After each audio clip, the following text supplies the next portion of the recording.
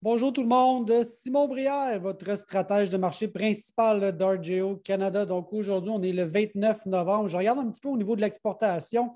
Je regarde le blé en premier, qui semble être correct, quoi qu'il y a eu plusieurs semaines un petit peu plus faibles, donc 567 cette semaine. Je regarde donc par rapport aux historiques des dernières années, l'exportation accumulée. Donc ça, c'est à chaque semaine, tandis que ça, c'est l'exportation accumulée. Ben, actuellement, on est un petit peu en dessous des moyennes des 5 dernières années et de l'année dernière. Donc, il aurait besoin d'un petit rattrapage là, au niveau américain, des exportations américaines. Dans le maïs, 1,4 million de tonnes cette semaine, ça a été quand même assez volumineux. Mexique, Canada, Japon, Chine au niveau de l'exportation. Et quand je regarde cette exportation accumulée, on est vraiment sur la moyenne des 5 dernières années. En bleu, c'est l'année dernière, il y a eu beaucoup d'exportations en 2020. Et là, jusqu'à preuve du contraire, ce n'est pas censé se répéter cette année. Donc, on suit les moyennes de 5 ans.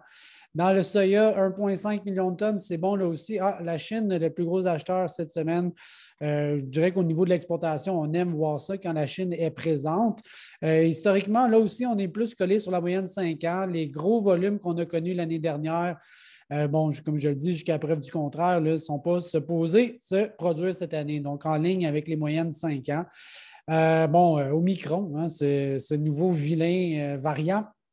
Ça a fait les manchettes la semaine dernière. Il y a eu évidemment beaucoup de volatilité dans les marchés là, suite à ce variant-là. Je regarde un petit peu rapidement là, aux États-Unis. Le nombre de nouveaux cas semble être stable. Au Canada aussi. Donc, on sent que ça nous touche peut-être un peu moins. On a l'impression que ça nous touche moins.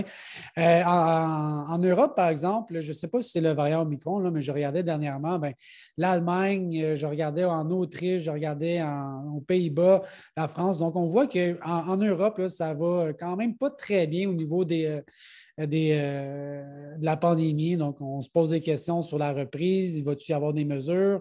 Et là, dernièrement, le S&P 500, vendredi, il a eu un peu de difficulté, quoi qu'on remonte un peu aujourd'hui. Donc, on voit que cette atmosphère d'incertitude reliée à un autre variant a eu beaucoup d'impact. J'ai eu du pétrole qui était à la baisse de 10$ vendredi. Ça remonte un petit peu, mais on voit quand même que les cours sont légèrement à la baisse au niveau des références mondiales.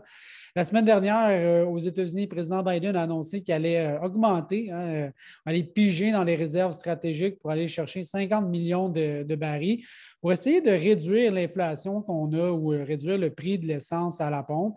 Mais je pense que c'est un peu un coup d'épée dans l'eau, parce que 25 millions de barils, les Américains, on voit ici, là, quand je regarde directement du côté du gouvernement, là, ils en utilisent à peu près 20 millions par jour. Donc, c'est à peine, c'est pas tout à fait 3 jours d'utilisation.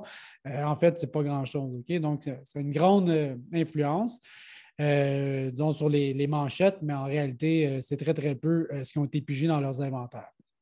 Ce qui fait que les stocks sont encore très faibles, très peu d'inventaire de pétrole aux États-Unis. C'est ce qui donne quand même un prix assez élevé au niveau des pompes aux États-Unis. Graphiquement, je regarde ici, maïs, on a eu des très bons supports autour de 5$. Depuis ce temps-là, on a tendance à remonter. Je regarde ces cibles-là qui sont mes résistances techniques. On s'approche tranquillement de ces niveaux-là. Et si je regarde, je pense que en fait, je regarde beaucoup le maïs en fonction du blé. Est-ce que l'augmentation du prix du maïs en ce moment est juste reliée au maïs? Ma réponse à ça, c'est non. Je pense que le prix du blé là, qui atteint aujourd'hui 8$ le boisseau, mais une des raisons qui fait en sorte que même si le maïs voudrait être un petit peu plus faible, c'est très difficile, contrairement au blé. Bon, enfin. Et pour ce qui est des tendances dans le soya, je regarde le soya janvier, on avait ce canal baissier-là, on a touché des supports, on rebondit un peu, mais je dirais que la tendance, elle est encore un peu négative pour ce qui est du soya. Donc, c'est positif pour le maïs. Faites attention, on a des résistances qui s'approchent bientôt, OK, à ces niveaux-là. Et donc, j'espère que ça vous donne un petit peu plus d'informations cette semaine. Alors, voilà, à bientôt. On se dit bye.